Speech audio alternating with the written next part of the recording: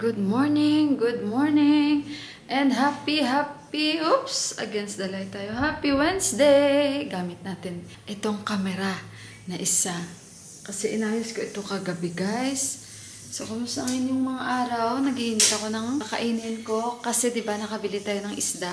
So, iniinit ko siya ngayon. Ayan yung sinabawan natin na isda. Nilagyan ko yan siya ng miso. Kumusta ang inyong mga araw? Diba gamit na natin yung ating maliit na tripod. Tamang-tama lang dyan siya.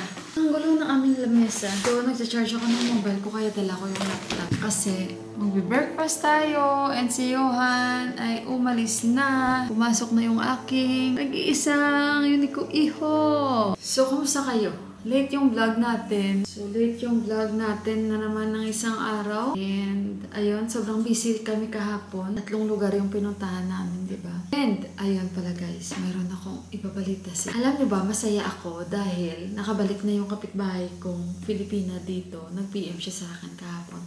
Hello sis! So, ayun, nakabalik na siya. And, actually, nakalimot ako. So, nag-backread ako kasi nga sa dami namang talagang nagpe-PM sa akin. Kaya yung iba pasensya na, hindi talaga ako makaka-reply on time ba. Pero ayun nga guys, nag-message siya sa akin doon kahapon. So nakita ko sa notification ko na ayun nga. So nabasa ko and medyo nakalimut ako. Tapos nag-backread ako. So tapos mabuti na lang nagpadala siya sa akin ng picture. So ayun, nung nagpadala siya ng picture, na-recall ko agad na ay siya. So ayun guys, nakabalik na sila. Sila ni Sis Hyra yung name niya kasi doon. So, yung bahay nila dito lang banda sa likod. Pero, hindi ko talaga ma-identify ba kung saan ba yung banda. So, kaya, ayun. At, so, nandito na sila, for good na sila. And, ayun, sinabihan ko rin siya pag may time, kung gusto niyang pumasyal dito sa bahay. Pwede siyang pumasyal. Sabi ko, since dito lang naman sa likod ng bahay. Ang bahay nila. And, syempre tayo, kung may time, kung pwede tayong mamasyal sa bahay nila, of course, mamasyal tayo. And, ayun, masaya ako dahil, syempre, alam niyo naman, si Sis Olga, wala dito. So, iba pa rin yung may kinakausap tayong kalahi natin na, alam niyo na, masaya ako dahil may malapit sa akin dito. So, ayun guys, at thankful din ako dahil siya din yung nag-reach out sa akin. And, syempre sa mga ibang Filipina na hindi ko pa nami-meet, na nagre-reach out din sa akin, na gusto kaming magkita. So, siguro gusto ko rin mag-arrange, kasi syempre gusto nila akong makita, gusto ko rin makita sila. So, why not, no? Magkita kami. I-invite ko si Sis kami. Gusto ko siyang invite, tapos yung nagbablog, si Sis Corazon na lang. Ewan ko kung tama to sis. Nagbablog din po siya. So, supportahan nyo. SL Nepal ang kanilang pangalan ng kanilang. Ayan yung kanilang channel. So, isupport nyo. So, gusto ko one day mag-arrange na magkita kami. No? Mag-drinks kami, magkape kami, mag-usap-usap kami. So, ayun. At gusto ko siya, tapos si Sis Camille. Tapos, may isa pang Pina na laging nanonood din sa akin. Sis, gusto ko rin siyang invite na magkita kami, mag-get together kami. Kasi syempre pare-pareho kami nandito sa Nepal, alam niyo yun. Rin kasi nilang mamit pa yung iba rin mga Filipinas. May mga kababayan talaga na at least sila yung nag-reach out sa akin. Basta na-appreciate ko sila guys, na-appreciate ko sila. So, ayun guys, at mag-breakfast ako and happy Wednesday po sa ating lahat. And ayun, hindi naman kami napagod sa lakad namin kahapon kasi nasa taxi lang naman kami.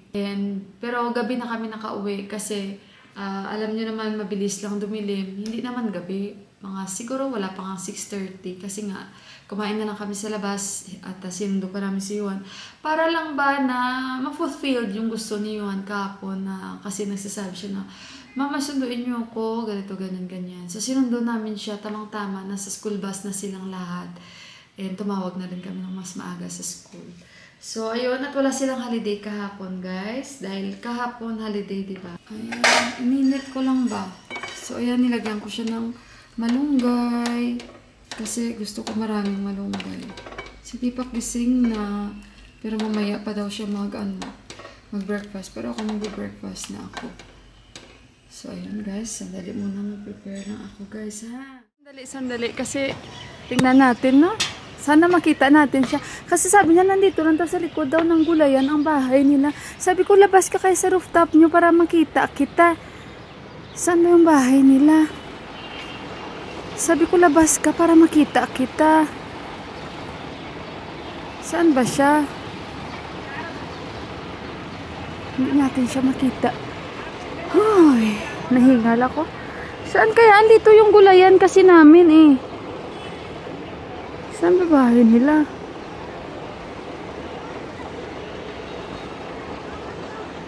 Saan ba bahay nila dito? May rooftop kaya sila? Andito yung gulayan eh. Ay, hindi na ako nakaano guys, nakakita kung ano yung nireply niya. Dito daw banda. Saan nga? Hindi ko alam kung yan. Nakita nyo ba? To. Ngayon si sa auntie guys, nagsabi sa akin, isasama niya daw ako 10 o'clock. Kasi nga, mayroon silang bagong bahay, yung relatives nila ni Deepak. Nakita niyo na siya. Yung anak niya, yung ano niya, yung sinusubuan niya ng spoon. Saan kaya si sis? Hindi man siya lumabas. Teka lang.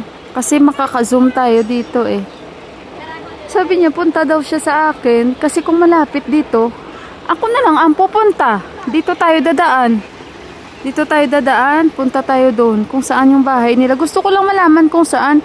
Ako na lang ang pupunta. Pero wala man. O baka nandito yun sa rooftop nila. Hindi ko lang makikita. Sa dami-dami ba namang may mga rooftop dito? Eh basta sabi niya dito lang to sa likod ng gulayan.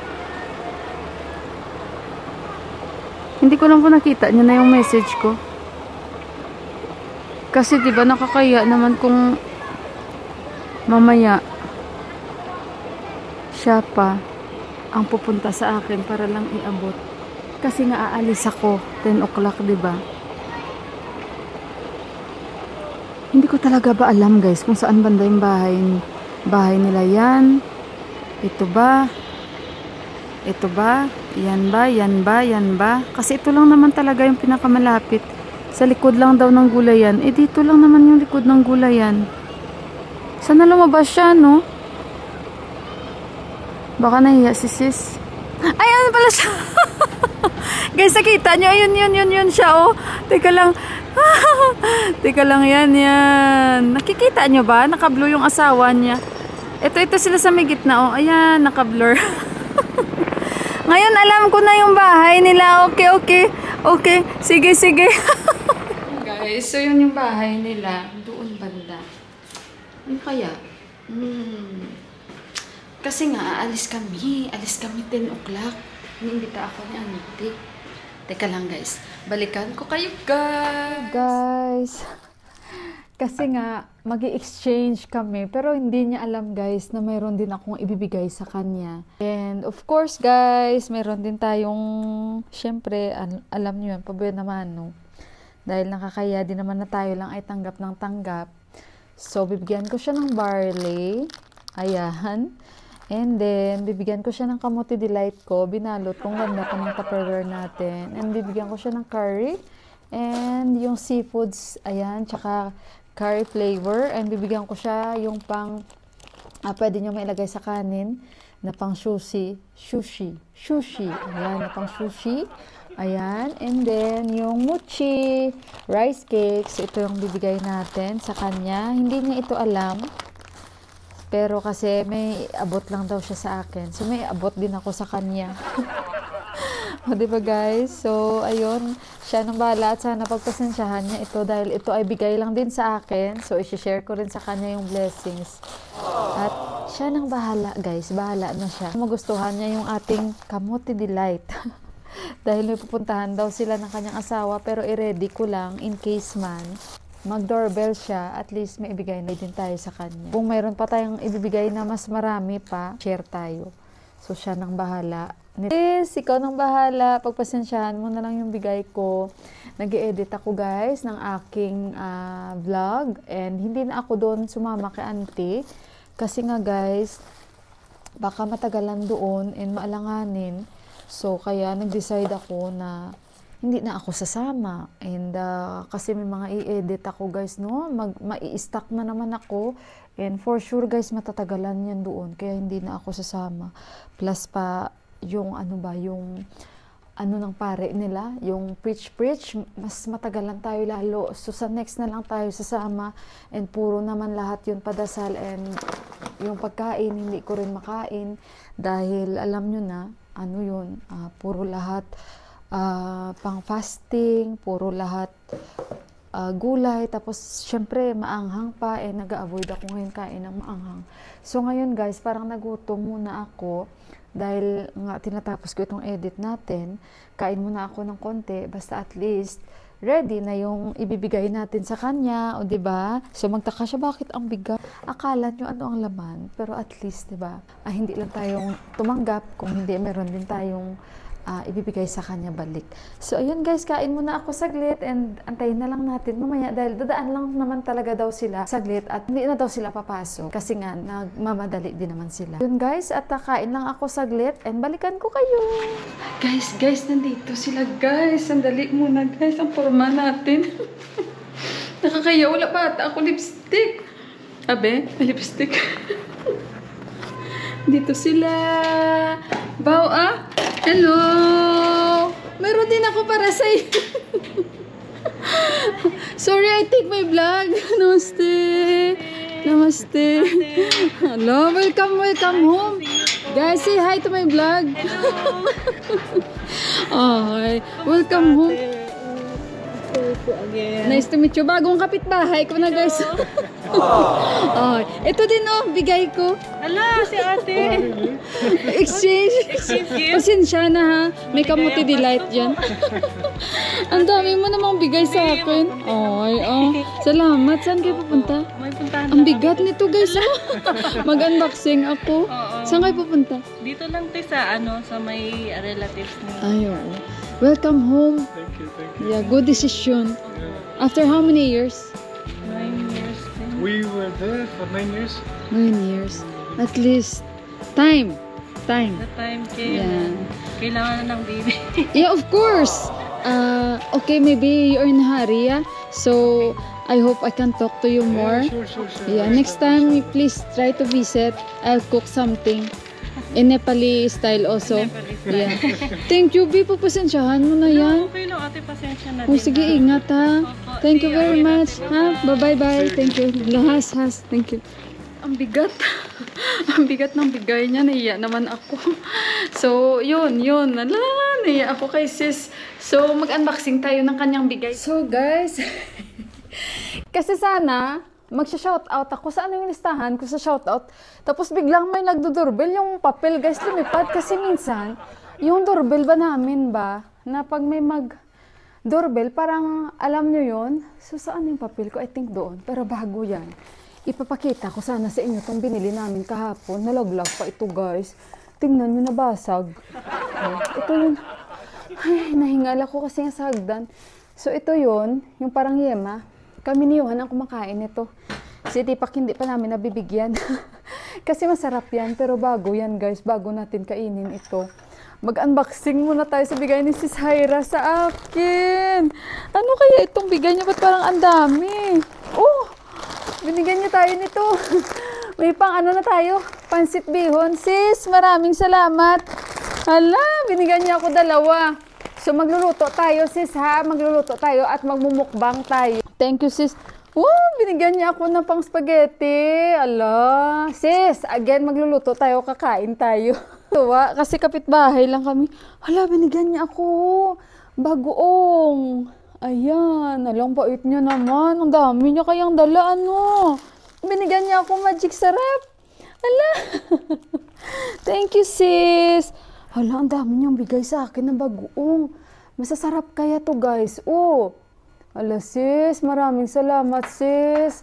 Tsaka, binigyan niya ako pang prito.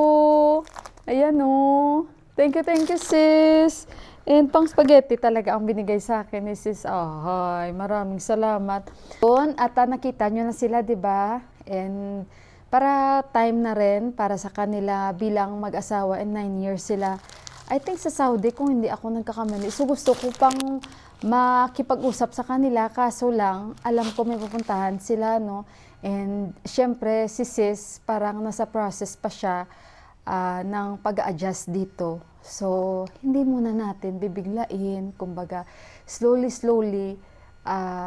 bibigyan din natin siya ng comfort, and para maibsan yung kanyang, kumbaga guys, naramdaman na lungkot. Siyempre, merong halo na lungkot for now kasi siyempre nasa stage pa siya ng pagpa-process, no? Gaya nga ng sabi niya, pag naka-recover na siya sa processing ng pag-adjust ng buhay dito.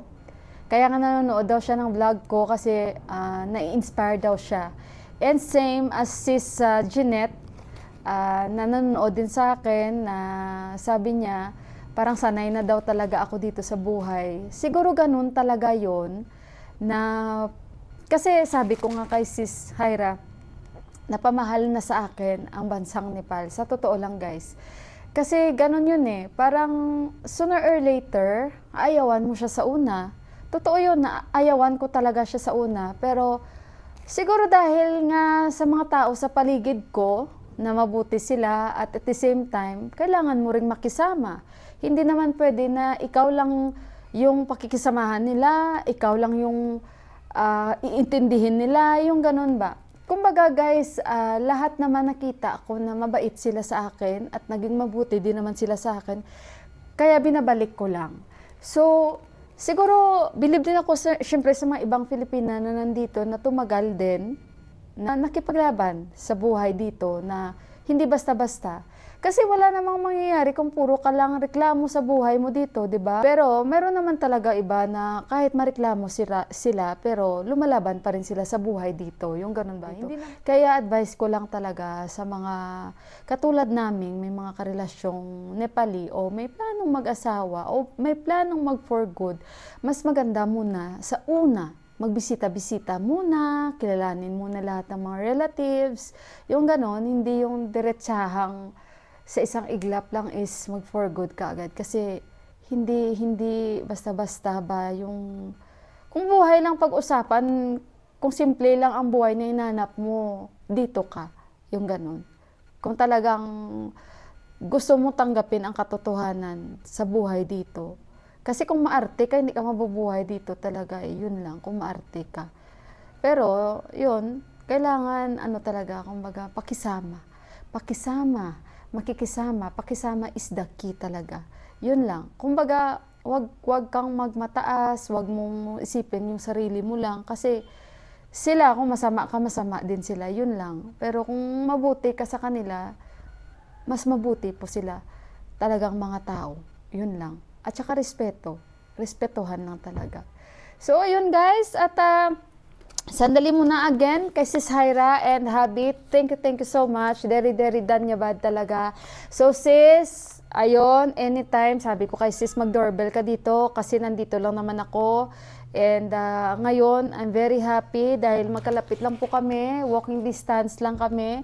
So, ayun, ang hiling ko lang kay Sis Hyra, anytime, everywhere, anywhere. Anytime, gusto niyang pumunta dito sa bahay, mag-doorbell lang siya. Yun lang. Kasi welcome na welcome siya sa bahay. Basta kasi magkalapit lang kami guys. Konting lakad niya lang. So I'm very happy and parang at the same time, meron din akong lungkot kasi si Sis Olga kung nandito, mas masaya. And ayun, nagpapasalamat ako dahil si Sis Hyra hindi po siya yung parang kung sa Ilonggo pa, hindi siya bugalon. Ano tawag dun guys?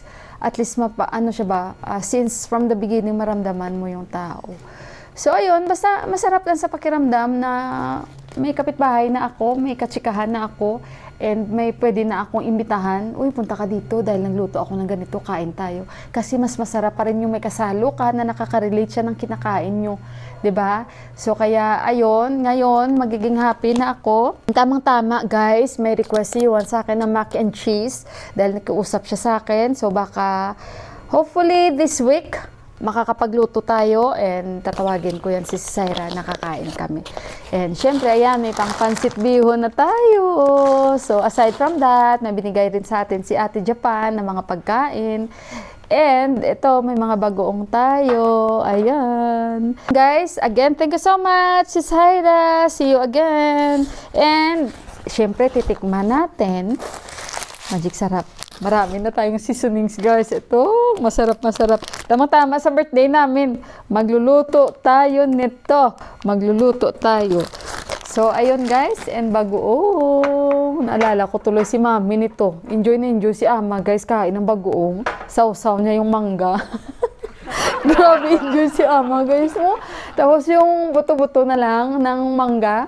Grabe, sausaw talaga ni ama, guys. Tapos maya kinagabihan, kasi marami siya kumain ng mangga eh. Mila, ang sakit ng tiyan ko. Ang tawa ko talaga kay ama. Hindi si sakit ang tiyan mo, grabe ka kumain, tapos inuulam mo pa yung mangga. Pero ngayon siya na nagsasabi sa akin, pag mango season, Mila, huwag ka Mila kumain ng maraming mangga, ha? Ganito, ganyan. Pero noon guys, grabe guys mo.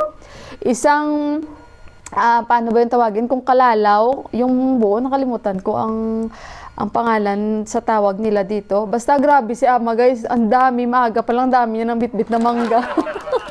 Namiss ko tuloy si ama, pero malapit na natin siyang makabanding ulit. So, abangan niyo yan. So, tikman na natin. Ito, nakalimutan ko tuloy ang pangalan, guys. So, magtanong ako kay Deepak kung ano pangalan nito. Basta masarap. Ito mga puti nito, sinabi ni Johan kapon sa akin, Mama, is the best. Sabi niya, yan yung nagdadala ng lasa, yung sa itaas. Ko naman na itanong si Deepak kung ano, basta alam ko lang may mga niyog-niyog nito. Yan, kahapon guys, dito magal kami doon, no, sa courier. Guys, nagutom na ako. Dapat siguro hindi ito nilalagay sa ref kasi hindi ito nila nilalagay, dito lang sa labas. So, malambot siya, diba? Pero malambot naman siya. Yema talaga siya, guys. Pero hindi lang siya sobrang tabi. Yema talaga siya, pero I think ito siya ay gatas, kung hindi ako nagkakamali. Basta, nakalimutan ko, hanapin natin, i-research natin, guys, kung ano. Alam nyo mag-google, i-google nyo na lang, guys. Kanya-kanya na lang tayo. Tikman muna natin ito. Kahit natikman ko nito kahapon, para sa inyo ulit. Ito yung puti. Sabi kasi ni Juan, yung puti lalo nagbibigay ng lasa. Guys, may bagoong tayo. Pero maghina-hina lang ako sa bagoong kasi alam niyo naman, may high blood tayo. Masarap siya, guys. Promise. Okay, guys. So,